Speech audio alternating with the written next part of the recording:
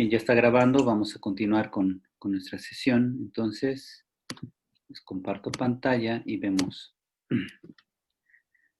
cómo Jesús nació antes, en el año 4 antes de nuestra era, o sea, antes de Cristo o antes de la era común.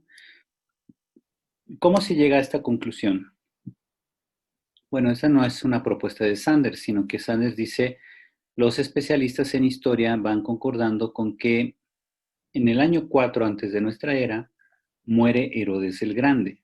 Perdón, sí, muere más o menos en el 6, entre el 4 y el 6.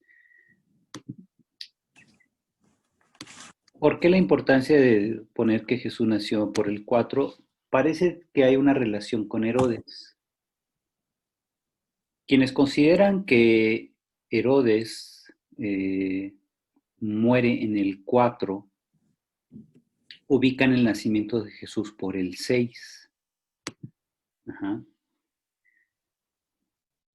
Y quienes ponen el nacimiento de Jesús en el 4, pondrían la muerte de Herodes en el 6. No, perdón, la muerte de Herodes sería posterior. La razón por la que Sanders coloca el nacimiento de Jesús en el año 4 es porque considera que él nació en el año de la muerte de Herodes. Para Sanders, la mayoría de las investigaciones en torno a la muerte de Herodes lo ubican en el 4.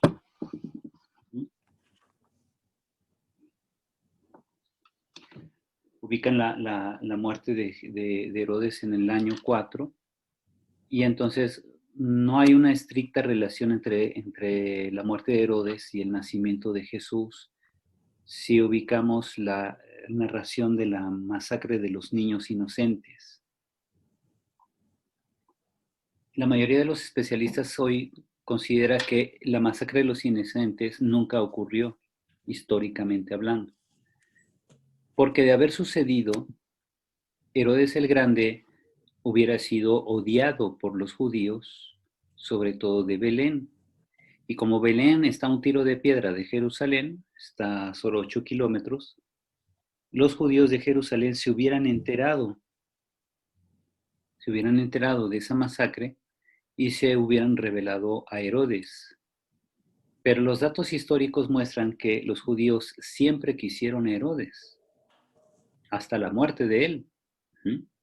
Sí les sorprendía que Herodes era muy sanguinario, pero sobre todo que Herodes había matado a 2 de sus propios hijos y a la esposa, aparentemente por conflictos familiares. Después salió de que más bien la esposa estaba confabulándose con 2 de sus hijos para matar a Herodes y que los hijos se repartieran el reino.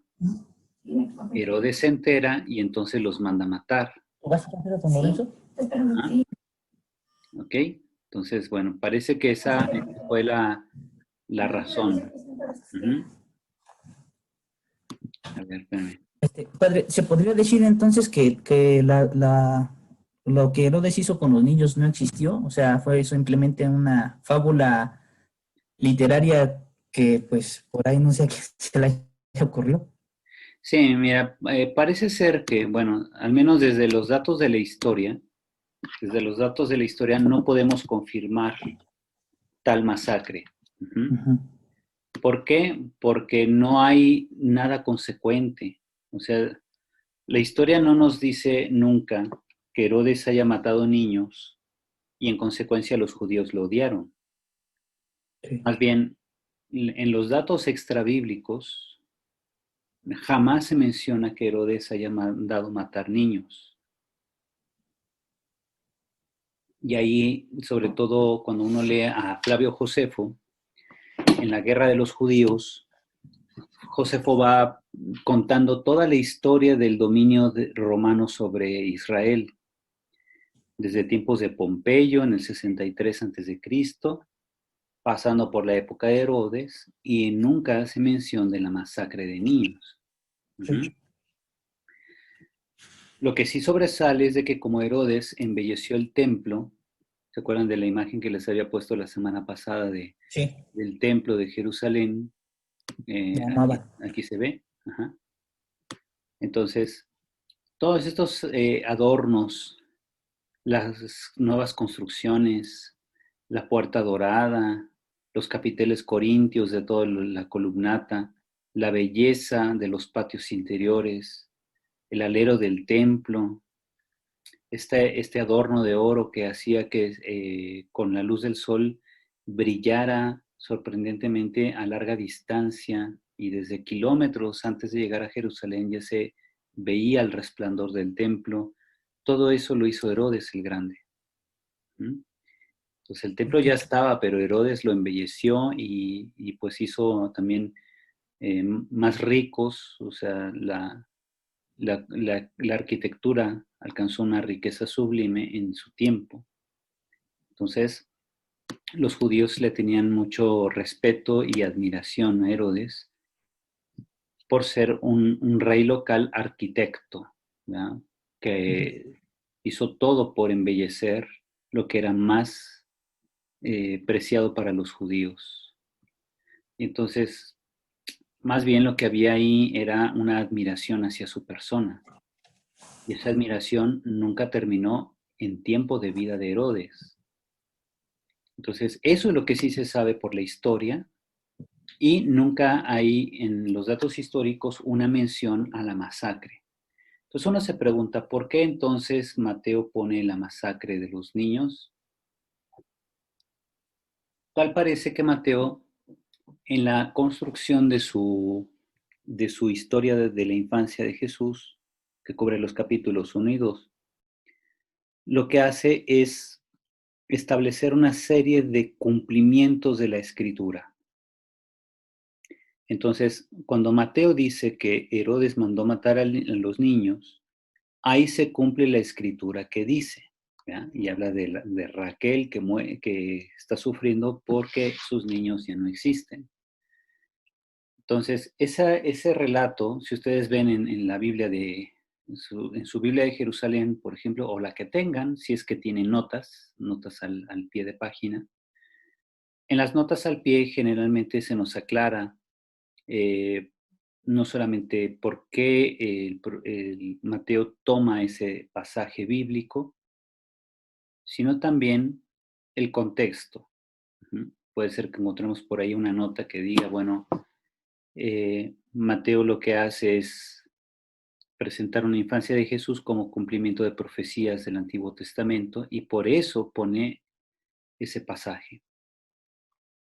Ahora, esos niños o esos asesinados históricamente fueron los propios hijos de Herodes. Ajá. Aquellos que estaban, eran dos hijos que querían echárselo, literalmente, querían matarlo para apoderarse del reino. Aún así, después de que los mató y mató a la esposa, tras la muerte de Herodes, 4 hijos fueron los que se repartieron su reino. O sea, tenía muchos, muchos hijos. Entonces, te digo, no se trata de que sea una fábula, sino de que Mateo, tal parece, o el autor del llamado Evangelio de la Infancia en el Evangelio de Mateo, escribe más bien bajo la categoría del cumplimiento de escrituras. Entonces lo que le interesa a este autor, que no es Mateo, según el parecer, la mayoría de los especialistas consideran que Mateo 1 y 2 no fue redactado por Mateo. El Evangelio de Mateo comenzaba en el capítulo 3. Y allá por el año 100, en torno al 100, es cuando un escritor, utilizando la pseudoepigrafía como recurso, se hace pasar por Mateo para escribir los capítulos 1 y 2. Ajá. Y son capítulos que difieren sustancialmente de Lucas. En Lucas 1 y 2 encontramos el mismo fenómeno.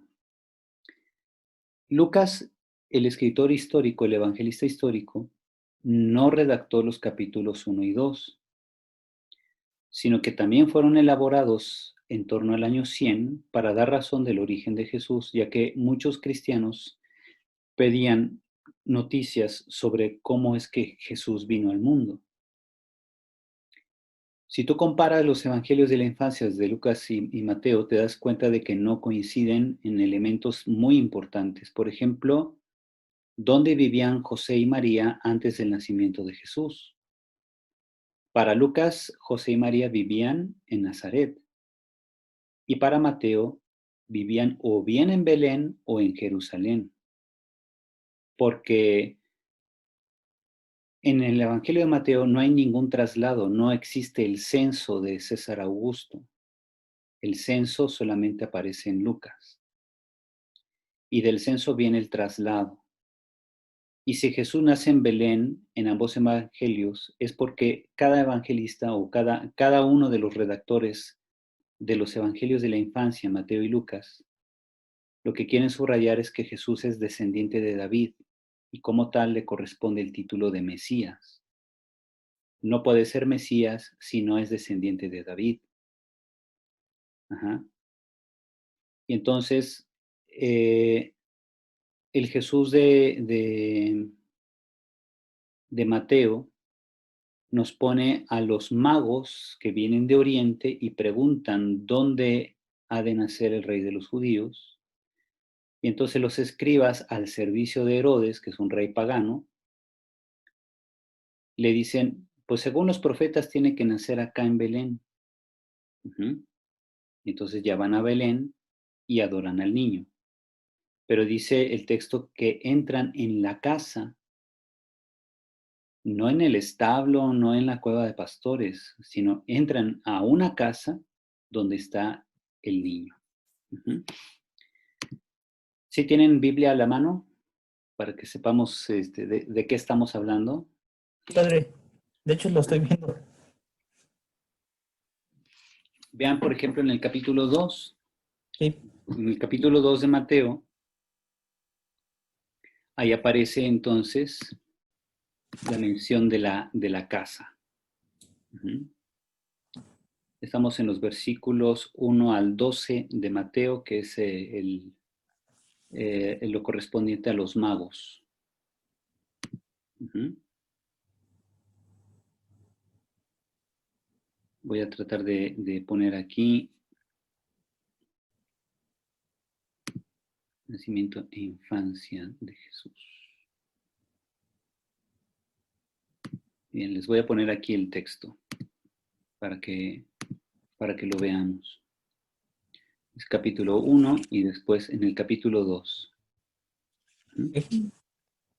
Aquí es cuando dice, preguntan dónde ha de nacer, dicen, pues, según tiene que nacer acá. Ven la famosa estrella que los va guiando. Y dice, se pusieron en camino, versículo 9. Se pusieron en camino, la estrella que habían visto en el oriente iba delante de ellos hasta que llegó y se detuvo encima del lugar donde estaba el niño. Al ver la estrella se llenaron de inmensa alegría. Y luego en el 11, al entrar en la casa, vamos a ponerlo así en amarillo, vieron al niño con María, su madre. José a lo mejor había ido por un pollo rostizado, no sé. No estaba. Para darles la bienvenida. Bueno, el chiste es de que entran en una casa, ¿ok? Sí. Entonces, y luego lo que llama la atención es de que al final del pasaje, al final en el versículo 23, bueno, vamos a verlo desde aquí, fíjense. Muerto Herodes, dice a partir del 19. Muerto Herodes, el ángel del Señor se apareció en sueños a José en Egipto y le dijo, prepárate, toma contigo al niño y a su madre y vete a la tierra de Israel, pues ya han muerto los que querían atentar contra la vida del niño. Él se preparó, tomó consigo al niño y a su madre y entró en tierra de Israel. Pero al enterarse de que Arquelao reinaba en Judea, en lugar de su padre Herodes, tuvo miedo de ir allí. Así que, avisado en sueños, se retiró a la región de Galilea y fue a residir en una ciudad llamada Nazaret, para que se cumpliera lo dicho por los profetas. Fíjense, ¿Qué significa? Que antes del nacimiento del niño no vivían en Nazaret. Se fueron a vivir solo porque Arquelao gobernaba en Judea. Esa es la versión de Mateo. Entonces, para Mateo no hubo censo, no hubo necesidad de traslado. Ajá. Otra cosa, cuando se narra aquí lo de la masacre de los niños,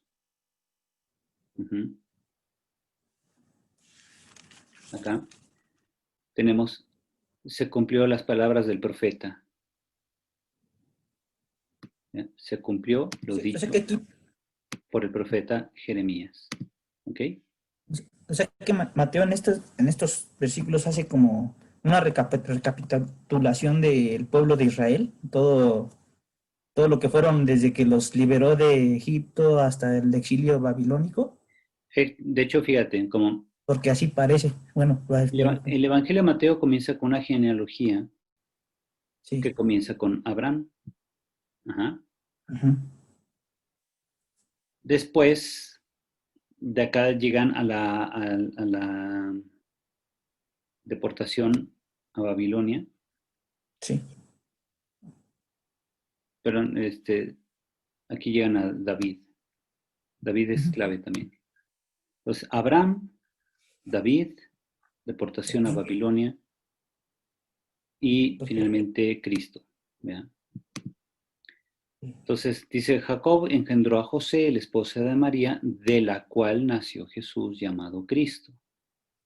Y Ujú. esto es importante porque en esta frase se entrevé que José no es padre del niño. De Jesús. Simplemente dice, él era esposo de María, de la cual nació Jesús. Ujú. Muy bien, ahora fíjate, dice, aquí las generaciones lo establece de Abraham a David, David a la deportación y de la deportación de Babilonia hasta Cristo. Son 14 generaciones, aquí, aquí y acá. Ujú. Uno pensaría, no, pues eso no es posible, Sí. ¿verdad? Porque de Abraham hasta David son 850 años. Ujú. De David a la deportación de Babilonia son solo 400 y cacho de años, ¿verdad? 27 creo. Uh-huh. David es del año 1000 antes de Cristo. En la deportación a Babilonia fue en el 586. Uh-huh. Son 414 años, nada más. Mientras que acá son 850. Ajá. Luego de la deportación de Babilonia, del 586 hasta Cristo, más o menos el 4 antes o el 6 antes de nuestra era, son 14 generaciones. Entonces dices, de aquí a acá no puede haber 14 generaciones. No. De Abraham a David, no. ¿Ya? Matemáticamente hablando es imposible que Sí, es solamente haya 14 generaciones. Ajá. Bien, ahora fíjate, el punto es este, Mateo, o el autor de este Evangelio de la Infancia, va a insistir en el cumplimiento de las escrituras. Ujú. Uh-huh. Y aquí dice, por ejemplo, en el 22, todo esto se cumplió, todo sucedió para que se cumpliese lo dicho por el Señor por medio del profeta. Y aquí tienes el pasaje, ¿ok? Después, acá también, dice, ¿dónde tiene que nacer? En Belén de Judá, porque así está escrito por el profeta. Entonces, nuevamente, el concepto es el de cumplimiento. Ujú. Ajá. Luego, se van a Egipto para que se cumpliera lo dicho por el Señor por medio del Sí, profeta. De Egipto llamé a mi hijo. sí. Uh-huh. Acá también se cumplió lo dicho por el profeta Jeremías, el clamor de Raquel, ¿verdad? Porque Sí. llora la muerte de sus hijos. ¿Ok? Y en ese último, se van a Nazaret para que se cumpliera lo dicho por el profeta o por los profetas, de que Ujú. le llamarán Nazoreo, Nazoreo. uh-huh, que muchos traducen Nazareno. En realidad, los manuscritos más antiguos todos coinciden con Nazoreo. No hay manuscritos al menos hasta el siglo IV que digan nazareno. Todos dicen nazoreo. Ok, claro. ¿Ok? Entonces, ahí tú te das cuenta que Mateo, o el autor de este Evangelio de la Infancia, su criterio es simplemente hablar de cumplimiento de escrituras. Entonces, él no repara en la historicidad de si hubo o no una masacre en Belén. Él más bien utiliza la idea, puede ser que le haya llegado una noticia de que Herodes mandó matar niños. Ajá. Ajá. Y entonces lo acomoda para decir, ahí se cumplieron las escrituras. Pero quizá los niños que mató Herodes fueron sus propios hijos, no Sí, estos. Ujú. sí, no, no sabemos. ¿Ya? Entonces, te digo, lo que hace aquí Sanders, entonces, cuando hace el planteamiento de los datos sobre Jesús, Sanders ubica el nacimiento de Jesús el mismo año de la muerte de Herodes, porque la muerte de Herodes sí está probada que fue el 4 antes de nuestra era. Ajá. Pues Sanders no dice, no, entonces movemos la muerte de Herodes hacia el 6 o hacia el 2 porque Herodes quiso matar al niño. No. O sea, Sanders es consciente de que históricamente no hay datos que confirmen la masacre de los niños en Belén. Y entonces, sabiendo él que Herodes muere el 4, ubica el año de nacimiento de Jesús por esa misma fecha. Es decir, Sanders da por hecho de que no hubo masacre en Belén.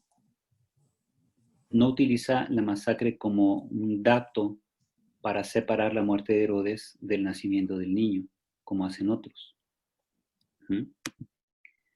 Bien, ahora otro elemento dice, Jesús transcurrió su infancia y hasta la joven edad adulta, o sea, un jovencito de 18 años, ya es adulto, ¿verdad? Sí. Padre, perdón, Sí. con respecto al asunto de la huida de José y María con el niño Egipto, el relato de pie de página de mi Biblia de la Biblia que nos recomendó, Ajá. dice que el relato de la huida de José con María es una comparación Uh-huh. con lo que sufrió el pueblo de Israel en Egipto. Uh-huh. Es una comparación que hace ahí el escritor, que hace Mateo, más que nada. Sí, Que fue pues, rescatado por el amor de Dios, así como que fue rescatado el niño por el amor de sus papás. uh-huh. Es eso más que nada, dice aquí el comentario. Sí, también podría ser, por otro lado, que esta huida a Egipto sea una especie de forma de personificar, que Jesús personifica a todo el pueblo de Israel en las etapas de su historia. El pueblo que viene desde Abraham, esa es la primera identidad y el porqué de la genealogía. Ajá. Entonces, fíjense, si se hace la lectura de Jesús como personificación de Israel, entonces la genealogía que viene al inicio del Evangelio no es para decir que Jesús es verdadero hombre, sino de que Jesús es personificación de Israel. Uh-huh. Y entonces Jesús es heredero de Abraham, heredero de David, heredero de quienes estuvieron en la deportación. Ajá. Sí. Después, así, todos los cumplimientos que se van dando, ¿verdad? Son como personificación de cómo Jesús personifica a Israel y en cuanto descendiente de David le corresponde el título de Mesías. Entonces, si uno Sí, hace esa lectura, pues podría ser, uno dice, no, pues podría ser, podría ser que esa sea la razón por la que el Evangelio comienza con la genealogía, no tanto para afirmar la verdadera humanidad de Jesús, porque eso está claro para el evangelista, sino para afirmar que Jesús es la personificación de Israel. Uh-huh. Es otra lectura diferente a la clásica que tenemos nosotros de interpretar la genealogía como una confirmación de la humanidad de Jesús. Ya dice ven que una línea muy convincente, padre. El Mesías recorre el mismo camino del pueblo de Dios.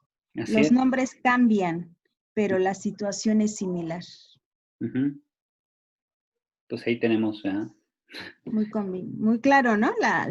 Sí, La comparación. sí, o sea, pensando en las categorías de un autor de esa época, puede encajar muy bien esa lectura. Muy bien, vemos también, este es otro dato importante. Sanders no se debate dónde nació Jesús. Lo que él dice que históricamente sí podemos vincular a Jesús en su infancia y edad adulta, en el comienzo de su edad adulta en Nazaret, hasta el momento en que Jesús decide empezar a predicar y entonces se va a vivir a Cafarnaúm. Uh-huh. Pero Jesús pasa su infancia en Nazaret. Entonces, fíjense cómo Sanders dice, no tenemos elementos suficientes para confirmar dónde nació Jesús, si en Belén, si en Nazaret, si en Jerusalén, no, porque la insistencia de Mateo y Marcos de poner el nacimiento de Jesús en Belén es simplemente para decir que él es el descendiente de David. Como David nació en Belén, ponen a su descendiente mesiánico naciendo en la misma ciudad. Entonces, más bien es un recurso de énfasis y tiene una finalidad de vincular la figura de Jesús con la figura de David. Padre. De ahí entonces, perdón, que Sanders diga, como no tengo yo los suficientes elementos para hablar de dónde nació, al menos sí tenemos elementos para decir dónde pasó su infancia hasta que empezó a predicar, que fue en Nazaret. Sí, dígame. Oiga, esta postura de Sanders, de como pensar que el cumplimiento, o sea, que Mateo pone los elementos solamente como para demostrar el cumplimiento de la escritura, pues me parece que se acerca mucho a la postura de la primera búsqueda, ¿no? En cuanto a que pues los evangelistas van a poner lo que convendría. Entonces siento que es como un retroceso en la argumentación más que algo que aporte, ¿no? ¿No sería así? La diferencia está en que la primera búsqueda lo que trataba era atacar el dogma y en cambio Sanders no busca atacar el dogma, simplemente dice hasta dónde se puede saber a partir de criterios históricos. Uh-huh. Sanders, de hecho, él siempre es creyente, él nunca abandona la posición de la fe, pero simplemente dice, o sea, a partir de los criterios históricos podemos tener esta idea. Ajá. Pero obviamente ya hay que distinguir que entonces el elemento de la fe, lo sustancial de la fe, no es el detalle histórico, sino la naturaleza del mensaje que se me quiere transmitir, ¿verdad? Que es un mensaje salvífico y etcétera. Entonces, por ejemplo, estas ideas de que Mateo redacta o el autor de los evangelios, del Evangelio de la Infancia Mateo, o sea, el autor de los capítulos 1 y 2, va estructurando el relato según el cumplimiento de escrituras. En eso prácticamente todos los especialistas, incluso especialistas católicos, están de acuerdo. Dicen, bueno, esa es la estrategia redaccional del autor, poner la infancia de Jesús como cumplimiento de escrituras. Y que por tanto no tiene una pretensión historicista. Pero aquí lo que Sanders está subrayando más bien es de que si bien Mateo pudo haber utilizado una estrategia de cumplimientos de escritura como clave de lectura de la infancia de Jesús, no obstante, cuando uno aplica criterios meramente históricos, no puede uno confirmar todos los contenidos del Evangelio de la Infancia. Simplemente es lo que dice. O sea, dice, si nos atenemos a los criterios de la investigación histórica, los criterios no nos dan para más. No podemos llegar a confirmar los detalles de la infancia de Jesús. Sigue estando ahí en penumbra. Lo único que podemos saber del nacimiento de la infancia de Jesús es que nació por el año 4, más o menos, ¿verdad? y que transcurrió su infancia en Nazaret. De ahí en fuera no se puede saber más, ¿verdad? Desde la historia. ¿Mm? Otra cosa ya es cómo la tradición de la iglesia ha ido ubicando a Jesús en Belén y todo esto, dice, eso ya es otro cantar, ¿verdad? Eso ya es la lectura tradicional, ¿verdad? La lectura desde una tradición que es más teológica que histórica, porque en el pasado no todos pensaban en categorías históricas. Nosotros sí, porque la historiografía moderna, que se desarrolla en el siglo XIX sobre todo, brinda al mundo moderno y posmoderno una forma distinta de leer la historia, porque no es nada más reconocer los hechos, sino qué significado le estamos dando. Eso es lo que hace la historiografía, identifica tanto hechos como significados. No son hechos brutos, hechos puros nada más. Y entonces llama la atención por eso que, por ejemplo, los padres de la iglesia lo que buscan es la interpretación simbólica, anagógica, es decir, qué sentido de la escritura me lleva a Dios, me lleva a las alturas, ¿verdad? Al encuentro con Dios, eso es lo anagógico. Entonces, estas lecturas de tipo, más bien de formación espiritual que encontramos en los padres de la iglesia, ninguno de los padres de la iglesia se pregunta por criterios de historicidad. Uh-huh. Nosotros sí nos preguntamos por criterios de historicidad porque fuimos educados desde la infancia según criterios de historicidad. Ya ven ahora, hace 8 días, bueno, casi, el domingo pasado, se celebraron los niños héroes, y ahí va el López Obrador a rendirle honor a los niños héroes, ¿no? ¿Qué dicen los historiadores hoy sobre los niños héroes? ¿Sí han escuchado? A ver, comente alguien, ¿qué sabe ahorita de lo que se dice de los niños héroes entre historiadores? Que no existió esa situación. Ajá, para Que empezar, no eran niños, para ni empezar no eran siquiera. niños, ajá, no eran niños, eran cadetes militares. Cadetes. Sí, Segundo, el lanzamiento de Juan de la Barrera, ¿no? Que es el que se lanza con la bandera. sí, Eso es puro es cuento. una manipulación histórica. Ajá, o sea, Juan de la Barrera lo que realmente hizo fue de que pues vio a los gringos que ya estaban controlando el castillo y se echó a correr. Se echó a correr y lo mataron, le dieron un balazo por la espalda y ahí quedó, ¿verdad? Pero resulta que Manuel Ávila Camacho necesitaba presentar una historia romántica para, pues, con fines políticos, y entonces es a partir de la presidencia de Ávila Camacho que se desarrolla esta historia romántica de los niños héroes que a todos nos encantó cuando éramos niños, ¿no? Y estamos ahí, ¡ay, los niños héroes! Y pensando que eran niños, o sea, ¿por qué rayos dice que son niños? No eran niños, ¿verdad? Ya estaban grandotes, ¿no?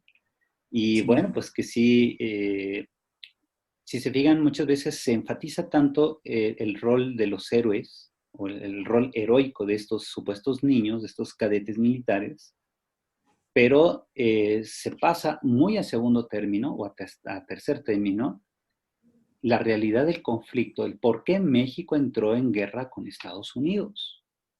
Uh-huh. Que nos vendieron. Porque ya había todo este relajo de Santana y que el paso de los territorios a Estados Unidos, ¿verdad? Que nos quitaron medio país. Y bueno, todo eso ese es el trasfondo, el conflicto de fondo, eso nunca te lo subrayan cuando eres niño. Solamente te hablan de la heroica forma en que dieron su vida por el país. Uh-huh. Entonces, fíjense, lo que hace la historia actual, de hecho es un movimiento muy fuerte que se llama el revisionismo histórico, eso es lo que está de moda ahorita. De todo se hace revisionismo histórico, ¿verdad? Incluso este Ha funcionado. estudio del Jesús histórico, esta tercera búsqueda, tiene muchos autores de carácter revisionista. Ajá. hasta Dan Brown le entró, ya ven, con el código Da Vinci. Dice, aprovechando que a río revuelto ganancia de pescadores, pues ahí también va mi hipótesis, ¿verdad? Que Jesús tuvo una niña con María Magdalena y que la quisieron esconder y que el grial es realmente no es la copa, sino la descendencia de Jesús y todo ese rollo mareador que viene en el Código Da Vinci, que a los que les fascinan todas las historias conspiranoicas, ya no digamos conspiracionistas, sino que viven en la paranoia de la conspiración, o sea, los amantes de las historias conspiranoicas, pues acaban diciendo, no, pues que eso sí, ¿verdad? Hay un libro muy interesante que también por ahí me regalaron recientemente de el Caballo de Troya, ¿verdad? El Caballo de Troya, que se escribió ya en los años 70, JJ Benítez, como historias fascinantes. O sea, tú la lees y dices, wow, ¿cómo escribe este cuate? Bueno, cómo escribía, ¿verdad? Por ahorita ya perdió mucha calidad la literatura de JJ Benítez. Pero claramente es una historia, es un relato fantasioso sobre que el ejército de Estados Unidos hace una máquina con la que se van en el tiempo al pasado y encuentran a Jesús y hasta platican con él y todo ese rollo, ¿no? Pero es una novela. Pero muy distinto es cuando alguien pretende hacer de un escrito algo netamente histórico. ¿Para qué? Para cambiar la historia, para reescribir la historia. Esto hasta en el ámbito científico se da. Ya ven que hace pocos años encontraron un meteorito en la Antártida, un meteorito muy antiguo, que al analizarlo vieron que venía de Marte. No, ese meteorito había caído a la Tierra hace más o menos 3.000 millones de años. Cuando analizan el meteorito con telescopio electrónico, se dan cuenta de que hay una especie de marca que hace pensar en un fósil de una bacteria. Y se plantean, ¿habrá llegado la vida a la Tierra por medio de no solo ese meteorito, sino de muchos fragmentos de meteoro que llegaron a la Tierra después de la colisión de un cuerpo enorme, una especie de semiplaneta o planetoide que se estrelló con Marte hace 3.000 millones de años, o hace, sí, 3.001 millón de años, porque dicen que más o menos tardaron 1 millón de años esos fragmentos en llegar de Marte a la Tierra. Ajá. Y pues ahí te lo explican en videos. Lo que está detrás entonces es un revisionismo histórico sobre el origen de la vida en la Tierra. Entonces ya no es como antes se pensaba de que no, que los aminoácidos y todo eso se empezaron a producir aquí en la Tierra y después con los relámpagos de la atmósfera y todo eso fueron formándose las proteínas y se fueron, de ahí surgió el ADN casi por espontaneidad, ¿no? Surgió el ADN y comenzó la vida en la Tierra. Esa era la teoría de cuando éramos niños y había una serie de televisión que se llamaba Cosmos, de Carl Sagan. Y está el libro de Cosmos, de Carl Sagan, que todavía se puede conseguir. La serie la venden todavía. Y en ese libro se dice, bueno, eso es lo que se piensa hasta ahora, ¿no? Pero resulta que con el descubrimiento del meteorito viene un revisionismo en torno al concepto, a la idea del origen de la vida. Y ahora lo que prevalece es la teoría de la panspermia. ¿Qué es eso, la panspermia? Que la vida llegó a la Tierra a través de meteoritos, a través de fragmentos de cometas. Ajá. Obviamente estamos hablando ahí de vida bacteriológica, de vida en sus primeros estados, que llegaron a la Tierra cuando todavía no había, o empezaba apenas a producirse los mares en la Tierra, cuando llegaron estos fragmentos que ya venían premiados, ¿no? Tenían por ahí algunos bichos, se empezaron a desarrollar y de ahí venimos todos, ¿no? Esa es la teoría actual que se está manejando, que la mayoría de los especialistas está confirmando. Dicen, parece ser que sí. Y una prueba está en que más o menos se ha encontrado a 40 kilómetros de altura que hay bacterias allá arriba, a 40 kilómetros de altura. Hay pequeños organismos flotando en la parte alta, en la estratosfera, y que se preguntan si esos organismos son de la Tierra o llegaron de fuera. ¿Será que son organismos que se desprenden de un meteorito mientras entra a la Tierra? Ya ven que los meteoritos pues, se queman, ¿verdad? Son fragmentos de roca que al entrar a la Tierra se queman por fricción con el aire y cuando se fragmentan, esas bacterias quedan flotando. Entonces, si esas bacterias venían en el meteorito, se podría confirmar que la vida viene del espacio.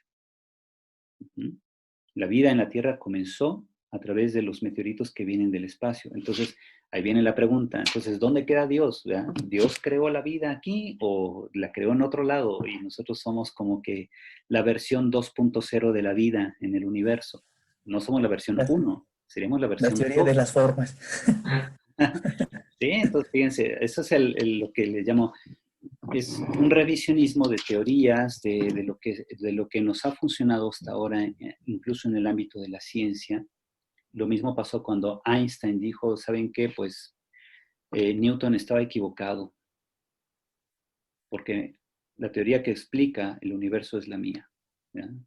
Después llega otro y Max Planck con la mecánica cuántica. Cuando Planck presenta la mecánica cuántica, Einstein no lo cree. De hecho, Einstein pensaba que la mecánica cuántica eran puros cuentos, hasta que demostraron que la mecánica cuántica explicaba realmente lo que sucedía en el mundo de las subpartículas elementales. Y entonces, pues ya Einstein tuvo que ceder. Dice, no, pues entonces es cierto. Yo nunca me imaginé que eso era real. Resulta que sí.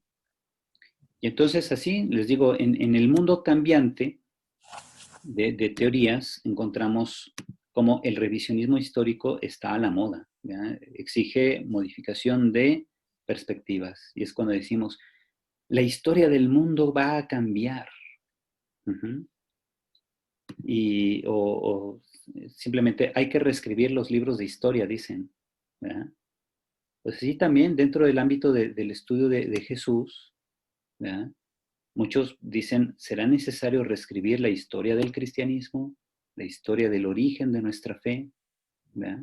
Pues no es que sea necesario reescribirla, es que simplemente hay descubrimientos o confirmación de algunos datos que antes no teníamos en cuenta, pero en realidad no cambian lo sustancial de la fe. Recordemos que Dei Verbum, en el número 12, si no me equivoco, dice que la verdad bíblica consiste en aquella para nuestra salvación. Por lo cual, ningún geógrafo, ningún evangelista o profeta pretendió escribir crónica histórica, sino que hacen una interpretación teológica de la historia para que a la historia le demos un sentido. Y por eso se le llama historia de salvación. Padre. A lo que encontramos en la Biblia. Sí. De hecho, yo ahora que estoy leyendo el libro de Picasso, o sea, a él no le interesa tanto en dónde nació Jesús, sino que a mí me llamó mucho la atención la primera parte de donde dice, él expresa que el hombre no es solo aquello que él se hace, sino aquello que lo hacen al dotarlo de historia y palabra, o sea, cultura. O sea, o sea, le interesa que Jesús, o sea, yo pienso que Jesús no sabía que era hijo de Dios, o sea, ni siquiera, sino que la historia que le cuenta a su padre, o sea, José, o sea, lo hace tomar esa religiosidad, porque pero pues fíjate, tampoco vino a fundar un cristo como lo conocemos, sino que él pero siguió sí, te a digo, Dios. mira, fíjate, aquí Sanders dice, no podemos saber con certeza histórica más que esto que está aquí, estos dos puntos que están acá. De ahí, entonces, hasta entra en duda la historicidad de José, ¿verdad? Tú dices, a lo mejor José educó al niño, bueno, ¿y qué tal si ni siquiera José, ¿no? ¿Verdad? ¿Qué tal si realmente, porque tendemos a creer que José murió mientras Jesús iba creciendo? De hecho, aquí no lo pone como José, sino dice solamente, dice, es como, dice, cuando un hijo te pregunta, ¿qué son los testimonios, leyes y decretos que Yahvé nuestro Dios os mandó? Tú le dirás, éramos esclavos del faraón en Egipto, pero Yahvé Sí, nos sacó de Egipto con mano poderosa. O sea, alguien le tuvo que haber explicado. sí, no, es que mira, bueno, es más que nada esto. en la cena judía de Pascua que se tiene cada año, viene precisamente ese relato, que se llama la Haggadah, que es el relato de la historia del pueblo de Dios, de la liberación de Egipto. Entonces, el niño más pequeño de la familia pregunta, ¿por qué esta noche es distinta a las demás noches? Y entonces viene la Haggadah, el relato de la liberación, ese que estás contando. Entonces, Sí. sea que José haya estado en casa o simplemente que María y el niño Jesús fueron a una cena de Pascua en algún lugar con la familia de la Virgen, y entonces ahí alguien en la cena pascual le tocaba relatar la historia, y Jesús pues en algún momento era el más pequeño de su familia, y seguramente le tocó preguntar, porque esa pregunta es parte del rito. El niño más pequeño de la familia pregunta, ¿por qué esta noche es distinta a las demás noches? Uh-huh. Y de hecho, bueno, ahí se va viendo cómo los judíos tienen una tradición que se transmiten de generación en generación para dar razón de su identidad como pueblo de Dios. Es una identidad social. Ajá. Ahora, igual en el cristianismo, lo que dice, por ejemplo, Santiago Guijarro es esto. Los evangelios de Mateo y Lucas, ambos empezaban en lo que hoy llamamos capítulo 3. Y los capítulos 1 y 2 de ambos evangelios se redactaron entre el 100 y el 110. Eso lo dice, por ejemplo, Guijarro en el libro Los 4 Evangelios. Uh-huh. Y comenta que estos relatos de infancia tienen la finalidad de dar razón del origen biográfico de Jesús, porque las comunidades a las que escriben están conformadas por personas que han leído biografías de otras personas, sobre todo de emperadores romanos. Ajá. Y entonces le dan importancia al género literario de biografía y quieren saber sobre el origen biográfico de Jesús. Estas inquietudes, dice Guijarro, parece que no imperaban en las comunidades cristianas en las primeras décadas. O sea, más o menos de la década de los 40 hasta el 80, nadie se preguntaba sobre el carácter biográfico del origen de Jesús. Y por eso Marcos no lo toma en cuenta en la elaboración de su evangelio. Marcos parece no interesarse en el nacimiento de Jesús. Uh-huh. Incluso Mateo y Lucas, cuando redactan su evangelio, tampoco hablan de la infancia de Jesús, y Juan, como lo tenemos hasta el día de hoy, tampoco se mete a contar la infancia de Jesús. Fíjate, y Juan ya es de los 90. Entonces dice Guijarro, es quizá entre el 100 y el 110, en esa época hasta la época del emperador Trajano de Roma, que es el que, me parece, Trajano creo que es el que sucede a Domiciano. Que Domiciano muere por el 98, y creo que después de él sigue Trajano, que gobierna hasta el 114, por ahí. Pero es en la época de Trajano que las comunidades cristianas están ávidas de una biografía completa de Jesús, y entonces, en esa época es cuando se redactan Mateo 1 y 2 y Lucas 1 y 2. Okay. Esto también lo confirma John Dominic Crossan en su libro La Primera Navidad, de la que les hablé la semana pasada. Nada más que Crossan le da una lectura subversiva. Dice, los evangelistas que elaboran Mateo 1 y 2 y Lucas 1 y 2 eran subversivos contra el Imperio Romano. Yo en lo personal pienso que la lectura de Crossan está influenciada por la postura de Richard Horsley, que lo vamos a ver ahorita después del descanso. Es este autor. ¿Verdad? Richard Horsley va a enfatizar la imagen de Jesús como un revolucionario antiimperialista. Ajá. Ok. Y entonces a partir de esa lectura que va a proponer Horsley, que vamos a ver ahorita, Crozan habla y enfatiza siempre el aspecto subversivo de los evangelios de la infancia. Uh-huh. Por su parte, Santiago Guijarro, que es católico, dice, bueno, no llega a expresar si realmente tienen un carácter subversivo los relatos de infancia, pero sí está de acuerdo de que los relatos de infancia van conteniendo elementos que se han desarrollado ya en sus respectivos evangelios y que por tanto podrían considerarse estos evangelios de la infancia como no solo introducciones a sus respectivos evangelios, y por eso aparecen en los capítulos 1 y 2, sino que son oberturas, ¿verdad? Como una obertura es como una introducción que contiene en raíz lo que se va a desarrollar en el resto de la obra. Y entonces eso lo subraya mucho Crozan, pero también Guijarro parece estar de acuerdo con esa postura de que Mateo 1 y 2 es una obertura de Mateo 3 al 28. No solamente es introducción, sino obertura, porque contiene los elementos que se van a desarrollar a lo largo del libro. Y Lucas también. De hecho, por ejemplo, hay una clara conexión entre Herodes, los escribas que dan razón de dónde tendría que nacer el niño, pero lo hacen con el propósito de, Herodes al menos lo hace con el propósito de matar al niño. Y eso es una prefiguración de lo que va a suceder en la pasión, donde las autoridades religiosas de Jerusalén se unen al líder pagano, que es Pilato, para buscar la muerte de Jesús. Entonces, como que es la misma historia, ¿verdad?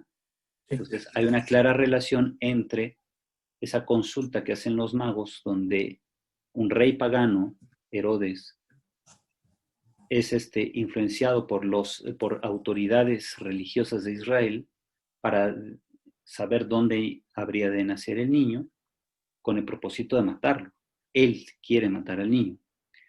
Y en el caso de Pilato es al revés, ¿verdad? O sea, las autoridades religiosas buscan a Pilato porque las autoridades religiosas quieren matar a Jesús. Uh-huh. El chiste es de que de todos modos hay una alianza, ¿verdad? Alianza de la que va a hablar Pedro en Hechos de los Apóstoles en un discurso que va a decir los reyes extranjeros se han aliado contra el Señor y su Mesías. Uh-huh. Entonces es ese tipo de lectura, ¿no? Que está de trasfondo. Ok, luego, bueno, ya nada más para terminar esto de Sanders. Sanders dice, históricamente podemos saber que Jesús enseñó en pueblos, aldeas y demás zonas rurales de Galilea. De hecho, prácticamente toda Galilea era rural. La única ciudad de importancia era Séforis, que está a 5 kilómetros de Nazaret. Pero Séforis nunca es mencionada en la Biblia. Otro, Jesús predicó el reino de Dios. Todo el mundo está de acuerdo con eso. Ajá. El objeto de la predicación de Jesús fue siempre el reino de Dios. Luego, que hacia el año 30 Jesús fue a Jerusalén a celebrar la Pascua y que además hizo una cena de despedida con sus discípulos en Jerusalén durante esos mismos días, porque intuía su muerte. Ajá. Luego, Jesús fue arrestado e interrogado por las autoridades de Jerusalén, las autoridades judías, especialmente por el sumo sacerdote. Luego, sus discípulos huyeron dejando a Jesús solo. Luego, que tras su muerte sus discípulos lo volvieron a ver vivo, según dicen ellos, ¿verdad? Pero no está claro cómo ocurrió. ¿Por qué? Porque no hay concordancia en los evangelios, en lo que relatan los evangelios, de cómo lo vieron, cuándo lo vieron, que si lo reconocían al principio o no, no hay claridad en los evangelios. O sea, no puedes tú hacer una reconstrucción histórica a partir de los datos de ahí, porque son muy diferentes. Finalmente, sus discípulos creyeron que Jesús habría de regresar después de establecer el reino en manera plena, para restablecer el reino en manera plena. Ajá. Y aquí ya se nota la orientación que Sanders le da a su interpretación de Jesús. que ya habíamos visto un poco atrás, ¿verdad? De que Jesús es para Sanders un profeta escatológico, un profeta del fin de los tiempos. Esa es la conclusión que llega. ¿Por qué se da cuenta de esto? Los discípulos creen firmemente, después de la resurrección de Jesús, que Él habría de regresar después para establecer el reino de manera plena. Por tanto, aquí hay una perspectiva escatológica y es de donde Sanders se va a colgar. Si vemos esa postura de Sanders, no dista prácticamente de la postura de la Iglesia. La Iglesia Católica confirma que Jesús se interpretó a sí mismo como no solo mediador entre Dios y los hombres, sino también como un profeta escatológico, es decir, un profeta del fin de los tiempos, o sea, profeta en el sentido de que habla en el nombre de Dios, ¿verdad? Y que además habrá de venir en el futuro para establecer la plenitud del reino. Eso lo expresamos incluso en el credo, ¿verdad? Creemos que vendrá a juzgar a vivos y muertos, su reino no tendrá fin, etc. Es esto, ¿verdad? Establecer el reino de manera plena. Entonces, fíjense, hasta aquí la postura de Sanders en realidad no difiere de la postura de la Iglesia. Viene a confirmar prácticamente lo mismo que nosotros decimos en el credo. Bien, el reino predicado por Jesús es un reino escatológico, es decir, un reino futuro, y que será acción definitiva de Dios en la historia. Ahora, Jesús esperaba este reino en un futuro inminente, pues sí, y de hecho él mismo dará a su muerte la interpretación de un servicio para la edificación del reino, para la instauración del reino. Mientras Jesús predica, el reino es una realidad terrestre, pero supondrá un mundo renovado por la acción de Dios. Esto también lo reconoce la Iglesia, ¿verdad? Después de la Pascua, el reino es interpretado como una realidad celeste. Esta comprensión se refleja en el Nuevo Testamento. Ahora, esta realidad celeste quiere decir pues una realidad que tiene su origen en Dios. Y en esto también concuerda la Iglesia. El reino no es un proyecto social, como va a decir Horsley. El reino es una realidad que viene de Dios.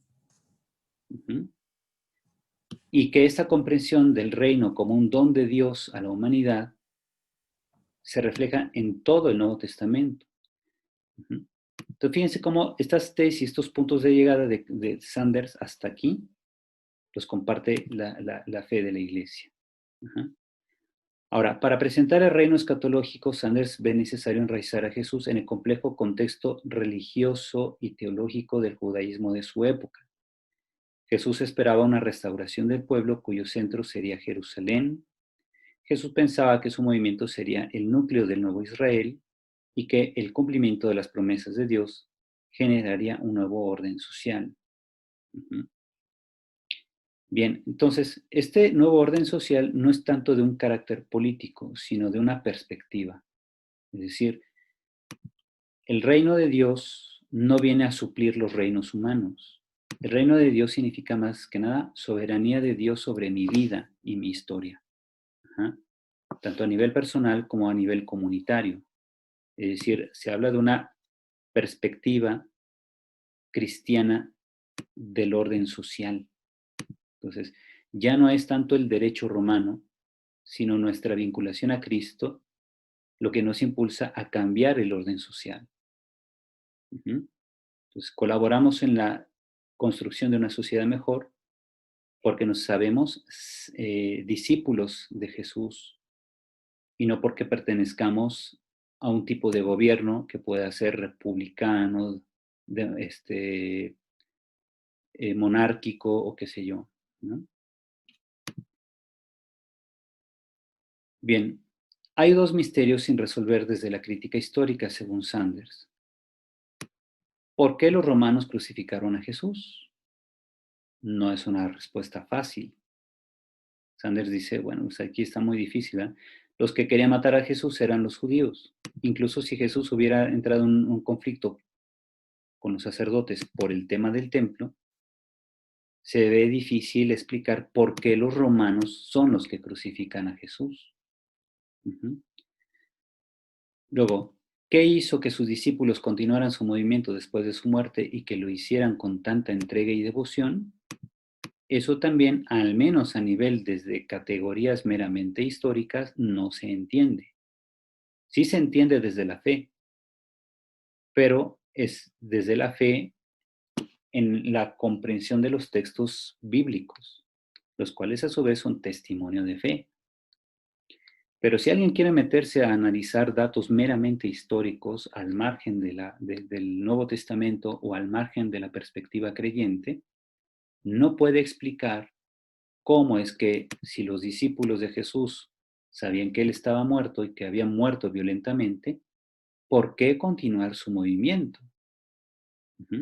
¿Y por qué hacerlo con esa entrega y devoción hasta dar la vida por ese movimiento? Si su líder y fundador ya había sido asesinado, ¿qué caso tiene que sus discípulos continuaran ese movimiento? Bien, las dificultades para el punto 1 entonces son que Jesús no había buscado un control político ni poder religioso, tampoco fue agitador social ni murió como tal. Jesús había suscitado un conflicto con los sacerdotes del templo. Después de su muerte, sus discípulos no fueron considerados peligrosos para los sacerdotes del templo. Entonces, si tenemos estos datos, ¿por qué entonces los romanos lo mataron? ¿Por qué los romanos consideraron a Jesús enemigo del imperio? Parece que los evangelistas tratan de darnos una explicación cuando dicen en el juicio de Jesús que alguien empezó a decir que Jesús se oponía al pago de impuestos a Roma. Pero ningún evangelista dice que Jesús dijera eso. Más bien dicen, apareció esa acusación. Luego, la dificultad para el número 2, es decir, para explicar la continuidad del movimiento. Estas dificultades son superiores. ¿Ya? No se puede explicar en términos históricos el contenido de la fe por la cual los discípulos afirman haber tenido experiencia de que Jesús vivía. Eso es una experiencia muy particular. Entonces, desde criterios externos como el de la crónica histórica, no se puede entender. No hay elementos para confirmar eso. Luego, ellos continuaron su predicación centrada en el anuncio de la restauración escatológica de Israel y luego agregaron la persona de Jesús en ese núcleo central de sus predicaciones. ¿Por qué? Porque Jesús obviamente hablaba de esto. Jesús buscaba la restauración escatológica de Israel. Entonces predican lo mismo que Jesús, pero además agregan la persona de Jesús como parte del núcleo central de dichas predicaciones. Entonces, esto lo sabemos porque está en la Biblia. Lo entendemos desde la fe, pero al margen de la fe, aplicando la crónica histórica, no se logra comprender esto. Entonces, desde estas premisas se explican las ideas de la venida futura de Jesús, la apertura de los gentiles y la procesual separación con respecto al judaísmo. Entonces, en conclusión, Sanders nos dice, la historia solamente llega hasta aquí. ¿verdad? O sea, aplicando criterios históricos solamente podemos tener las certezas que están acá marcadas, que vienen desde acá, las primeras tesis históricas, que son 8, y luego las segundas tesis, con las que va a completar, que son 10. Por tanto, dice Sanders, solamente contamos con 18 tesis donde todos los historiadores concuerdan acerca de la vida de Jesús. Incluso acerca de lo que hicieron los discípulos después de su muerte. Pero de ahí en fuera, la crítica histórica no da para más. La crítica histórica no puede ni afirmar ni negar otros detalles de lo que está en los evangelios. Entonces, yo veo que lo que hace Sanders es un trabajo equilibrado porque te va reconociendo hasta dónde llega la historia, ¿ya? O sea, la historia como ciencia. La historia como ciencia no puede suplir lo que tenemos por fe. Y por eso de ahí se deduce. O sea, no puedo basar mi fe en los datos históricos sobre Jesús, porque estos datos solamente son como perspectivas de cosas vistas desde fuera. Pero el significado de esos acontecimientos solamente los devela la fe. El significado de todo esto que está aquí, solo desde la fe se puede comprender en un sentido unitario. Y claro que esa fe se centra en la muerte y resurrección de Jesús.